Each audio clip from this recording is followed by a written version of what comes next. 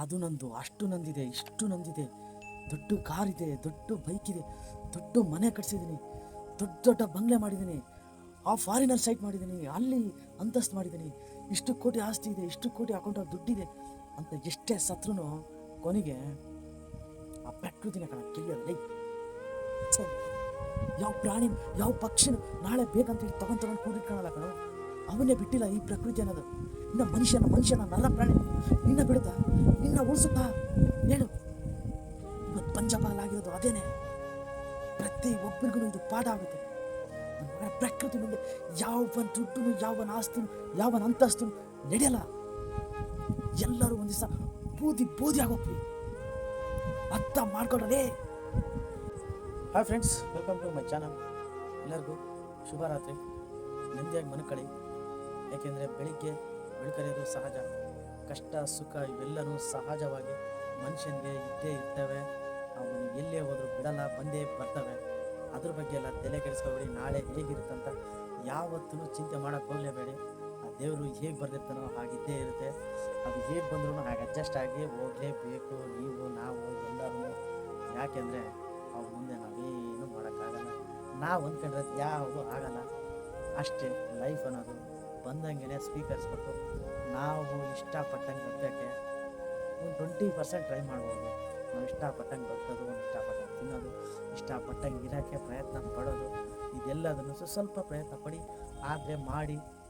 ನಾಳೆ ಯಾರ ಜೊತೆ ಇರಬೇಕು, ಯಾರ ಜೊತೆ ಮಾತಾಡಬೇಕು, ಯಾರ ಜೊತೆ ಖುಷಿಯಾಗಿರ್ಬೇಕು, ಯಾರ ಜೊತೆ ಟೈಮ್ ಸ್ಪೆಂಡ್ ಮಾಡಬೇಕು, ಏನು ತಿನ್ನಬೇಕು, ಏನು ಉಣ್ಬೇಕು, ಏನು ಮಾಡಬೇಕು, ಯಾವ ಮೂವಿ ನೋಡಬೇಕು, ಯಾವ ಪಾರ್ಕಿಗೆ ಹೋಗ್ಬೇಕು, ಯಾರ ಜೊತೆ ಟೈಮ್ ಸ್ಪೆಂಡ್ ಮಾಡ್ಬೇಕಂತ ಡಿಸೈಡ್ ಮಾಡಿ ಅವ್ರ ಜೊತೆ ಖುಷಿಯಾಗಿ ಎಂಜಾಯಾಗಿ ಲೈಫ್ನ ಲೀಡ್ ಮಾಡಿ. ಯಾವುದೇ ಟೆನ್ಷನ್ ಇಟ್ಕೋಬೇಡಿ, ಯಾವುದೇ ತಲೆನೋವನ್ನು ಇಟ್ಕೋಬೇಡಿ.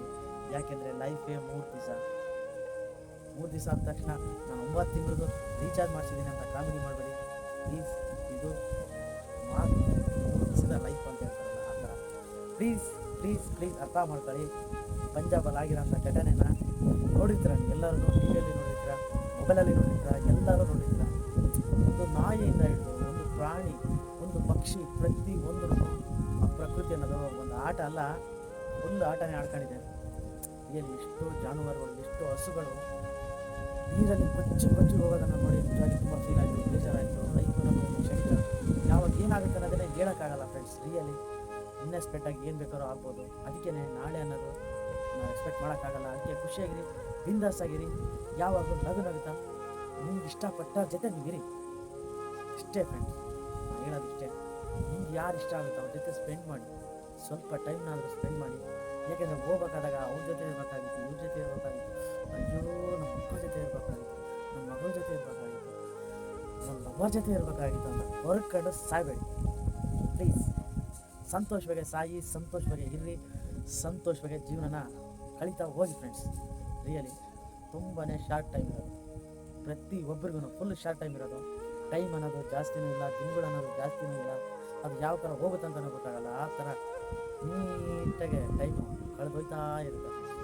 ಪ್ಲೀಸ್ ಎಲ್ಲರನ್ನು ಖುಷಿಯಾಗಿ ಎಂಜಾಯ್ ಮಾಡಿ. ಇಷ್ಟೇ ಹೇಳೋದು. ಪಂಜಾಬಲ್ಲಿ ಆಗಿರೋದು ನೋಡಿದರೆ ತುಂಬಾ ಫೀಲ್ ಆಗುತ್ತೆ ರಿಯಲಿ.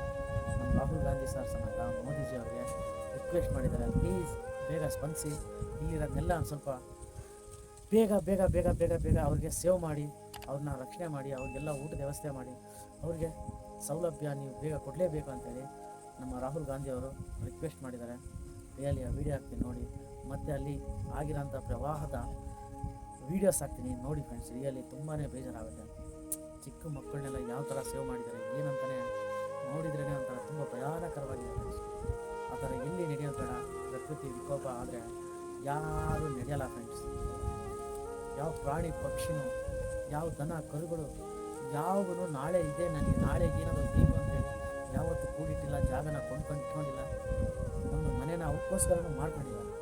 ಆದ್ರೂ ಪ್ರಕೃತಿ ಅನ್ನೋದು ಅವುಗಳ ಮೇಲೂ ಅಷ್ಟೊಂದು ಭೀಕರವಾಗಿ ಸೇಡ ತೀರಿಸ್ಕೊಳ್ತಿದ್ದಾವೆ. ಮನುಷ್ಯನ ನಾವು ನಮಗೋಸ್ಕರ, ನಮ್ಮ ಸ್ವಾರ್ಥಕ್ಕೋಸ್ಕರ ಎಷ್ಟೆಲ್ಲ ಹಾಳು ಮಾಡಿದ್ವಿ, ಎಷ್ಟೆಲ್ಲ ಇದು ಮಾಡಿದ್ವಿ ಅಂತ ನಮ್ಮ ಮನಸ್ಸಾಕ್ಷಿಗಳಿಗೆ ನಾವು ಕೇಳ್ಕೊಂಡ್ರೆ ನಮಗೆ ಅರ್ಥ ಆಗುತ್ತೆ ಫ್ರೆಂಡ್ಸ್. ರಿಯಲಿ ತುಂಬಾ ಹಾಳು ಮಾಡಿದ್ವಿ, ತುಂಬಾ ಸೇವ್ ಮಾಡಿದ್ವಿ, ತುಂಬಾ ಜಾಗನ ಬಾಚ್ಕೊಂಡಿರ್ತೀವಿ. ಇದೆಲ್ಲ ಮಾಡಿರೋದ್ರಿಂದ ಪ್ರಕೃತಿ ರೊಚ್ಚಿಗೆದ್ದಿದೆ, ಎಲ್ಲರಿಗೂ ಹಾಕ್ಕೊಂಡು ತುಂಬ್ತಾ ಇದೆ ಫ್ರೆಂಡ್ಸ್. ರಿಯಲಿ ನೋಡಿ ಆ ವಿಡಿಯೋ ಹಾಕ್ತೀನಿ, ನಿಮಗೆ ಗೊತ್ತಾಗುತ್ತೆ ಎಷ್ಟು ಭೀಕರವಾಗಿದೆ ನೋಡಿ ಫ್ರೆಂಡ್ಸ್.